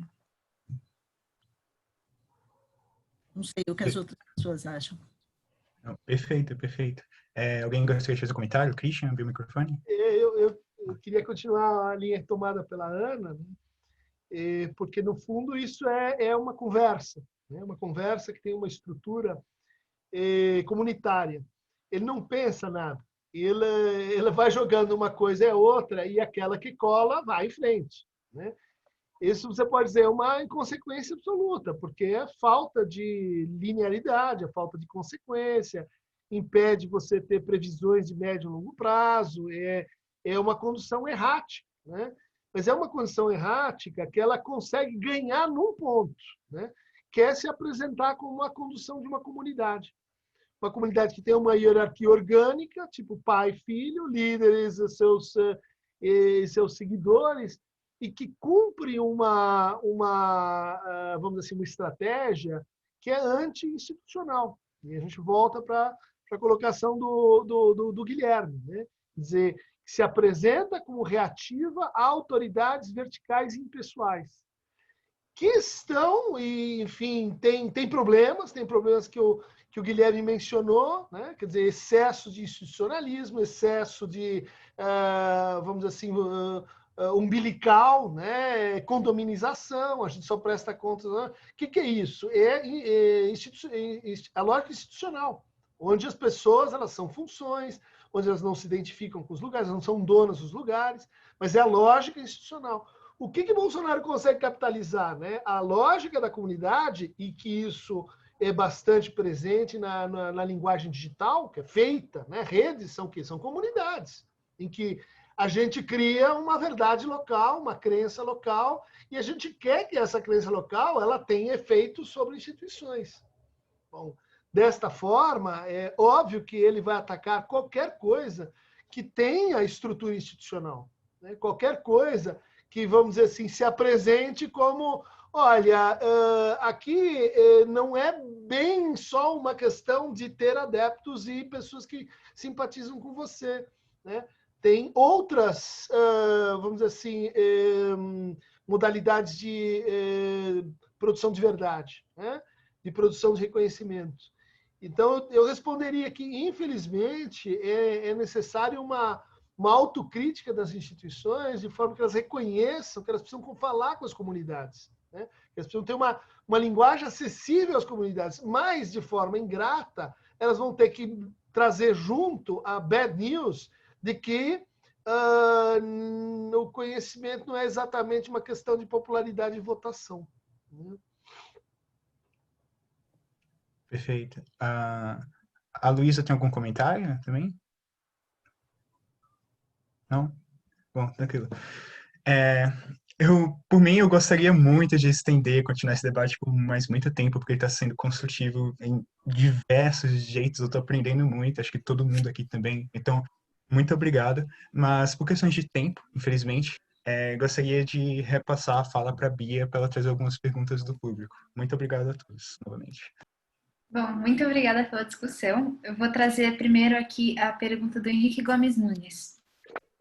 Vocês acham que o Brasil tem ainda um negacionismo científico tão grande por conta das pessoas aprenderem a pensar dessa forma desde cedo?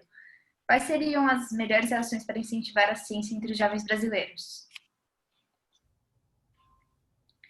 Essa pergunta ela foi direcionada ao Christian, mas eu acredito que todos possam comentar e que todos vocês têm bagagem para contribuir muito para essa discussão.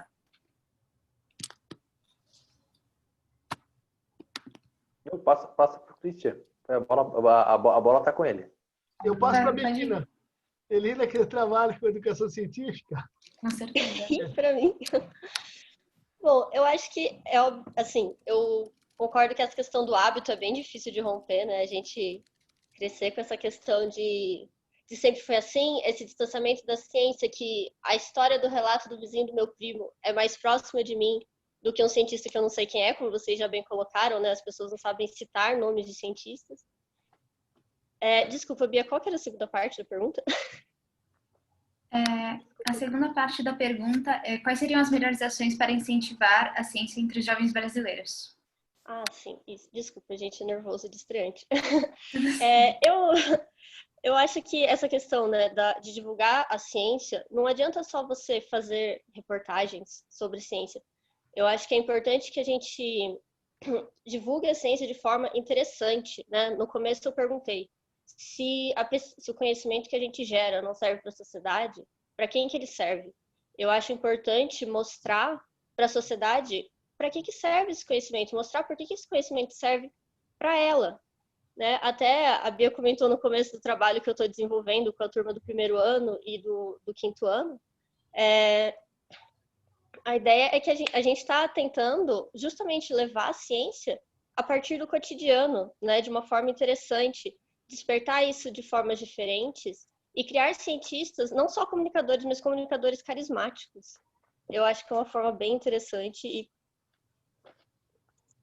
eu, assim, fui um pouco simplista, mas eu adoraria ser complementado pelo Christian e pelo Marçom. Eu teria duas práticas que são meio óbvias, mas a primeira diz respeito à informatização das nossas escolas. Né? É uma coisa criminosa, pouco conhecida. Quando as teles passaram para o domínio privado, se criou um fundo que captaria dinheiro por algumas décadas para a informatização das escolas brasileiras. Esse fundo tem o dinheiro, ele poderia ter implantado banda larga em todas as escolas públicas brasileiras e esse dinheiro não foi repassado, porque a direção desse fundo é absolutamente nebulosa, não se sabe exatamente quem compõe, em parte as indicações vêm das autarquias, e isso a gente viu o preço agora. Né? Quer dizer, se a gente tivesse banda larga em todas as escolas brasileiras, a Covid teria sido diferente no Brasil. Quer dizer, isso tem um responsável. Né? Isso é factível você levantar quem foram as pessoas que criaram essa dívida, né? esse equívoco histórico pelo qual a gente está pagando um preço que não precisaria. Não é que nós não temos o dinheiro. Ele não foi aplicado ali onde ele tinha sido destinado e previsto. Né? O segundo ponto é que nossas escolas elas precisam de uma política de construção de laboratórios. Né? Os países em que melhor tem formação científica são aqueles em que você tem a experiência do laboratório, você entende o ambiente onde a ciência é produzida. Né? E, infelizmente, nossas escolas, até hoje, são projetadas, as melhores, inclusive as melhores escolas públicas, sem lugar para um laboratório. Né? Um laboratório misto, um laboratório que pode ser de biologia, de física, de química, mas esta é uma medida básica, tipo saneamento básico em ciência. Tem que ter um laboratório, toda escola. Né? Mas essa é uma pauta incrivelmente assim, vaporizada pelos debates em educação pública.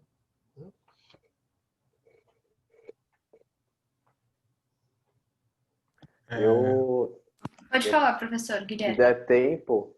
Então, justamente é interessante porque esse papo do laboratório, da aula de ciências, foi justamente o assunto do curso que eu estou dando na graduação esse semestre.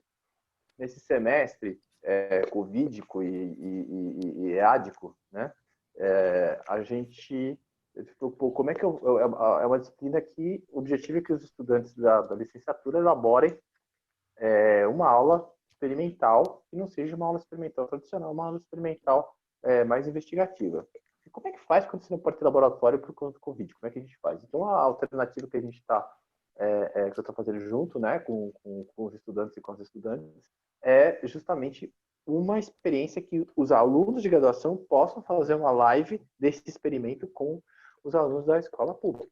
Pois bem, então isso foi feito um acerto com a Prefeitura Municipal, e aí tem uma questão que é justamente muitos estudantes não têm acesso, né? Que toca exatamente nesse digital divide, que é a questão que o Christian colocou. Mas a gente vai fazer o que dá para fazer. Mas aí, bom, tem que ser um laboratório. Mas se a gente for esperar ter laboratório em todas as escolas, não vão fazer nada. Nada. E mesmo as escolas que têm laboratório, entra água, tem enfim. Então, talvez o foco, entendendo com a experimentação, ou para entender como a ciência funciona, o laboratório é interessante, mas é mais sobre o caminho das ideias que a gente faz com os estudantes na sala de aula. Junto com o caminho das ideias. É a possibilidade de colocar a dúvida como parte do ensino e criar um caminho de ideias que possa dar a opção para o estudante. Se ele vai ou não, uma vez que ele teve contato com esse caminho de ideias, se ele vai ou não andar entre o senso comum e o conhecimento científico, porque eles guardam muitas diferenças. Então, do lado do senso comum, tá aquilo, vou seguir o conselho daquele cara que é meu brother, que não sei quem é esse cara que está falando na televisão, né? Então, tem muitas diferenças. Então, se a gente trabalhar, eu acho, no ensino em relação ao caminho das ideias, mesmo, e nesse caminho das ideias tiver questionamento, dúvida, chegar no princípio, entender o princípio das coisas, como que os princípios das coisas do senso comum conflitam com os princípios das coisas no pensamento científico. Ok, como é que a gente resolve esse impasse? Aí tem meios da gente fazer isso. E eu acho que tem meios sim. Se a gente vai ter laboratório e computador para todos no Brasil, desse ponto eu sou muito pessimista, acho que não. Mas o caminho das ideias a gente pode ter. Isso dá para a gente fazer. Sabe com o quê? Com uma experiência simples como do tipo repolho roxo. Para quem não conhece, procura na internet. Uma experiência super bacana de conceitos químicos. Então dá para fazer. Então o foco é principalmente nas ideias. Como se dá esse conflito, esse embate de ideias entre o senso comum e o conhecimento científico? E como as pessoas podem ser instrumentalizadas e decidir o que elas vão fazer com isso? Talvez aí tenha um caminho. Certo, obrigada, professor Marson. Alguém mais tem alguma fala a respeito dessa pergunta?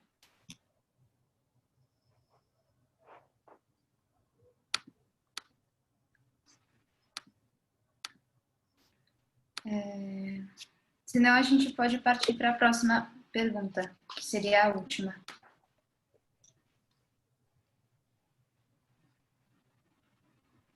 A última pergunta é uma pergunta anônima, e diz: se algumas pessoas estão dispostas a acreditar em pseudociências e outros delírios com pouco ou nenhuma base sólida, por que é tão difícil convencê-las de fatos com inúmeras evidências e comprovações? E aqui eu gostaria de acrescentar algo que foi dito em outras palestras da semana, que é a facilidade de uma narrativa fictícia se sobrepor a uma narrativa real, porque você tem ferramentas muito mais amplas dentro de uma narrativa fictícia do que uma narrativa real, que é o que o Christian disse no começo, sobre você pode inventar e você entra num emaranhado enorme de mentiras, e isso é muito mais atrativo para o público, no geral, do que uma verdade, porque ela tem um campo muito mais estreito para imaginação e para criatividade. Bom, eu passo a bola para qualquer um de vocês que queira comentar essa questão.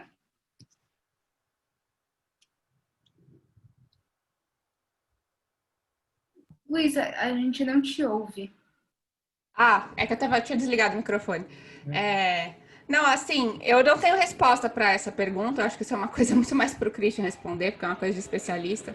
Inclusive, é uma coisa que eu gostaria realmente de estudar. Acho que a gente na comunicação tem que entender um pouco de como as pessoas fazem a recepção do que a gente comunica, que não é tábua rasa, e tem muita coisa envolvida. Tem muita gente estudando isso, tem gente que estuda muito negacionismo em relação à mudança climática, estuda estratégias que são boas, que estratégias não são, porque às vezes a gente parte de alguns pressupostos que você vai... É ciência também, né? Isso também é ciência. Você vai pesquisar na prática, não é verdade. Tem gente que fala, por exemplo, você ficar dando espaço para negacionista na TV, isso é contraproducente. Eu não posso falar isso sem ter estudo que me mostre que realmente tem gente estudando cada pequeno aspecto da comunicação. Então, acho que é uma coisa que a gente tem que levar sempre... Não tem que ser ir na base do achismo. Então, eu não sei responder essa pergunta, mas eu só queria fazer uma observação em cima disso que você mesma falou, Beatriz. Apesar do conhecimento objetivo, factual, baseado em ciência, ele a princípio ele não ser tão atraente por si mesmo, como essas histórias que se inventam no negacionismo, ou mesmo na fake news, que tem alguns elementos que a gente até identifica que são comuns, que é apelo à emoção, né? Fake news ela é muito baseada em emoção, né? A linguagem toda. Então, assim, algumas coisas a gente pode até se inspirar, mas não copiar, porque a gente está falando de outras coisas, né? Senão a gente vai só se confundir, né? Aquela história de se não pode vencê-los juntos, se a eles não... Acho que não vale totalmente, mas há algumas coisas, algumas lições a gente pode tirar, assim, de tipo de linguagem que usar e tal. Eu só queria dizer que a gente pode, sim, puxando brasa para a minha área, a gente pode transformar assuntos científicos em coisas atraentes e coisas interessantes. É muito mais desafiador do que qualquer história que você invente, que você não tem compromisso com algumas coisas. Só que dá para fazer isso. Esse é meu desafio todo santo dia. Isso que o Guilherme comentou, da questão das experiências e tal. Só dando um depoimentozinho assim, rápido aqui. A gente faz comunicação no YouTube também, usa as redes sociais e tal. Às vezes a gente faz um vídeo no YouTube que é super elaborado, demora para editar, profissional, e o negócio não roda, né? Não vai, poxa vida, onde será que eu errei? Por que o negócio não foi para frente? Claro que tem a caixa preta do algoritmo que sempre fala, a gente nunca sabe direito. É uma questão que não vai dar tempo de falar agora, mas é muito importante que fique como uma coisa para ser discutida, a questão das plataformas. Falando em comunicação de ciência ou qualquer tipo de comunicação e fake news, as plataformas elas têm que ser instadas a serem mais transparentes, a prestarem contas à sociedade, não é porque elas são empresas privadas, porque tem gente que tem esse discurso fácil de empresa privada, paciência, faz o que quer, não é bem assim, né? A gente tem que mudar, e a legislação tem que se adaptar, enfim, fica para outra coisa. Mas só voltando ao ponto que eu ia chegar da historinha, é que daí um professor, eu tenho muito contato com professores ali no Twitter, né, professores da USP também, aí ele tinha me pedido para divulgar um vídeo que a esposa dele, que também é professora, só que não está no Twitter, fez, de física, né, eu falei assim, poxa, Alberto, é ruim divulgar coisa no Twitter, assim, no YouTube, porque o Twitter não mostra para ninguém, assim, eles não gostam de concorrência, então a gente tem a impressão que os algoritmos, tipo, se você divulga uma coisa do YouTube no Twitter, o Twitter não mostra para muita gente. Então, eu vou pensar como é que eu vou fazer isso aqui. Daí, eu fiz lá um fio, meio convidando as pessoas a pensarem, assim.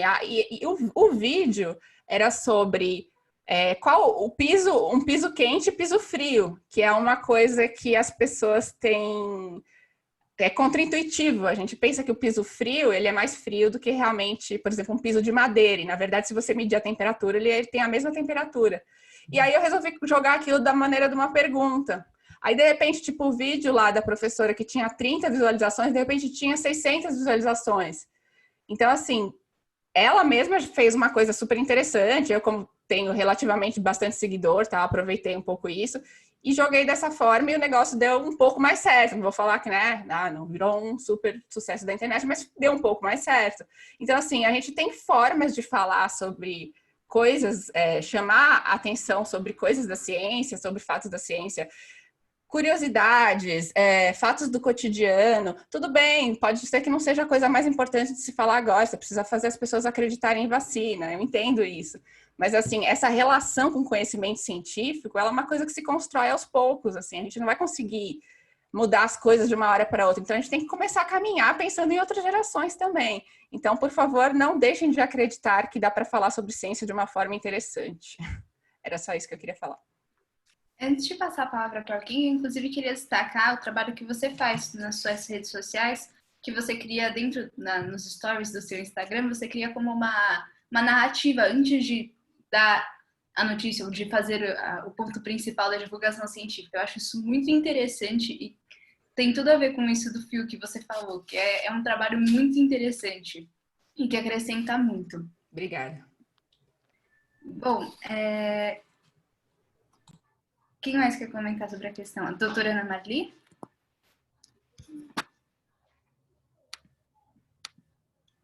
Doutora, a senhora está com o microfone desligado. Na verdade, não tenho muitos comentários a esse respeito, né? Eu acho que é importante, acho que algumas coisas, quero retomar algumas coisas que foram ditas já desde o início, né? Uma questão que é a polemização a respeito das fake news. Então, eu acho que, sem dúvida, você não vai mudar a posição de algumas pessoas que são meio líderes que postam a maioria das fake news a respeito, por exemplo, de vacinas, que são poucas pessoas postando inúmeras coisas. A maior parte das coisas são feitas por poucas pessoas. Acho que, sem dúvida alguma, a gente não vai conseguir mudar a posição dessas pessoas, mas acho que, sem dúvida alguma, é importante se contrapor. Acho que é importante dizer claramente onde é que esse raciocínio está errado, né? Quer dizer, não só dizer que é fake news, mas aonde é que ele falha, por que é que não está correto. Porque a maior parte das pessoas, elas estão em dúvidas, pelo menos em relação à vacina, a maior parte das pessoas que estão inseguras, elas estão em dúvida. Então, é importante que alguém esclareça completamente aonde está a falha no raciocínio dessas pessoas, né? Então, acho que isso é uma coisa importante. Então, divulgar a ciência de uma forma, a ciência correta, mas se contrapondo de uma maneira absolutamente transparente, né? Acho que era essa a coisa mais importante. Certo. Eu convido os meninos a comentar essa questão. Matheus, Joaquim e Guilherme. Abre aí, Matheus, manda ver, você tem muito a dizer aí, mano. Eu, sinceramente, acho que não, acho que ia perguntar, mandar um mesmo para vocês aí, acho que todo mundo falou muito bem, acho que, não sei o que poderia acrescentar, desculpa. Tudo certo. Alguém mais tem algo a acrescentar? Eu só queria fazer uma nota de que a gente talvez precise dividir o negacionismo em tipos, né? E não são todos iguais. E quando a gente os trata da mesma forma, isso cria uma coesão complementar que talvez não exista, né? Tem um negacionismo que ele está baseado no sentimento de que a ciência não tem respostas para todas as perguntas, então ela é, de certa forma, uma impostura. Então a gente adere ao negacionismo por isso. Tem um outro negacionismo que tem que ver com autoridades regressivas, né? Eu afirmo a minha autoridade como pai, eu afirmo a minha autoridade como indivíduo, por contra a ciência, isso me dá uma forma de poder, uma forma de autoridade regressiva. Tem negacionistas delirantes, ou seja, eles não estão fazendo isso, eles têm uma crença genuína naquelas teses que eles estão apresentando. São poucos, mas eles são muito eficazes, porque eles mostram uma relação não instrumental com o que eles estão dizendo e propagando. Há um tipo de negacionismo muito importante, que é vamos dizer assim, uma espécie de resposta à exclusão social. Uma forma de dizer assim, eu participo do debate, eu tenho uma opinião, eu consigo elaborar uma narrativa que faz sentido para mim. E isso é importante, porque desta maneira eu pretendo e quero ser reconhecido, né? Há um negacionismo que está ligado à coesão grupal. Eu faço parte de uma comunidade que junta nega, que junta cria um inimigo, que junta tem um sentido, né? E há os negacionistas, vamos dizer assim, que fazem parte do processo de admissão da ciência, né? Que praticam um tipo de negacionismo descrito pelo Freud como denegação. Né? Ele exemplifica assim, olha, sabe essa mulher no meu sonho? Não é minha mãe, viu? Não é minha mãe. E você imediatamente saca que é a mãe do sujeito e ela está negando como uma forma de começar a admitir. Assim, é tão difícil admitir que primeiro eu ponho um não, mas eu já estou admitindo. Então, você tem negacionistas desse tipo também. Posso só fazer um comentário aqui? Claro, Acho que eu vou tentar trazer um pouco de uma forma mais simples, né, o que esses grandes mestres que a gente viu falar hoje, muito feliz de poder ver esse debate, disseram que, bom, o Emicida tem uma frase que ele sempre falou nos álbuns dele, que é: os esquecidos lembram de mim porque eu lembro dos esquecidos. Eu acho que isso é uma questão que a gente falou muito aqui, sobre a gente excluir uma população e essa população quer ter a vez dela também. Então, abrir espaços para a diversidade talvez seja uma das chaves para a gente combater esse momento. Com certeza. Professor Guilherme Marção, gostaria de fazer uma fala. Em relação... então, a história toda começou por que a narrativa fantasiosa pega tanto mais fácil que a científica, né? Olha, para os químicos, a gente sempre vai se deparar com um problema para explicar para as pessoas as coisas da química, porque a química explica uma coisa que a gente vê, uma coisa que a gente não vê, uma língua que a gente não fala. Né? Nós químicos falamos, mas a gente aí colocando no papel de quem escuta. Então fica complicado. Né? Então isso já traz uma complicação. Isso não é só particularidade da química. Né? A biologia também tem esse problema. Então tem um tipo de negacionismo que é realmente assim, o cientista ele não fala coisas que estão aqui no mesocosmos, onde a gente enxerga, sente as coisas, percebe as coisas. Ele fala ou de coisas que estão no submicrocosmos, invisível, porque é tão pequeno, ou elas estão num megacosmos do universo. Então eu sou, como assim eu sou um nada no meio do universo? Antes do universo não tinha nada. Então o cientista ele fala de coisas que estão fora do plano onde as coisas estão aqui. E também tem diferenças muito fundamentais, sim. Muitas dessas coisas das posturas negacionistas, da adesão das pessoas, é porque realmente assim, ela parte da construções de mundo e abordagens da realidade que estão calcadas no senso comum, e elas são muito mais fáceis de serem entendidas. Dá trabalho você estudar ciências, entender os conceitos da ciência. E, ok, você pode deixar isso mais palatável, mais atraente, apresentar coisas interessantes. Mas tem uma dificuldade na natureza desse conhecimento científico que é realmente incontornável muitas vezes. Então, tudo vai ter um limite. O que eu acho que é importante é ocupar todos os espaços possíveis para comunicar com as pessoas. Esse é um ponto. Essa é até uma estratégia em relação aos algoritmos obscuros, vamos dizer assim, desses os novos imperadores da indústria cultural, que são o Google ou a Amazon, enfim. Então, vai ter essa dificuldade intrínseca de se comunicar com a química. Eu posso até deixar isso mais fácil, mas isso a gente precisa ter em vista. Precisa ocupar os espaços, todos esses espaços, de diferentes modos, nas escolas, na universidade, comunicando, conversando com as pessoas, usando as redes sociais, conversando, preparando jornalistas para falar de ciências, preparando cientistas para falar numa linguagem que os jornalistas entendam. Toda vez que acontece alguma coisa tipo do Líbano, assim, os jornalistas saem que nem doidos, querendo alguém para comentar aquilo lá. E eu tive várias conversas sobre jornalistas quando teve aquele absurdo que aconteceu no Líbano.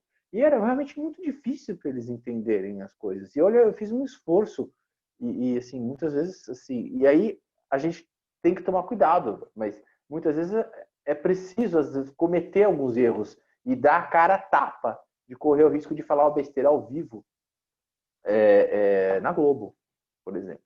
E a gente precisa na universidade ter essa disposição, porque esse espaço tem que ser ocupado. Ponto. Todo espaço de comunicação midiática, todo espaço de comunicação precisa ser ocupado. Se a gente não ocupar, outros vão ocupar, com o que eles quiserem.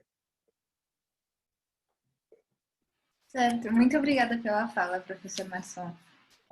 Eu fico muito feliz pela participação de todos vocês.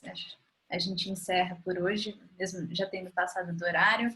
Eu queria agradecer muito a todos vocês pela participação e por ter promovido um debate bastante acessível, que é algo que muitas vezes a gente não vê sobre temas científicos. Um debate com linguagem acessível, com pontos bastante acessíveis. E eu só tenho a agradecer pela presença de vocês em nome da Semana da Química e, pessoalmente, também por ver mestres como os senhores discutindo. E também aos meninos por terem trazido pontos cruciais e por mediarem brilhantemente.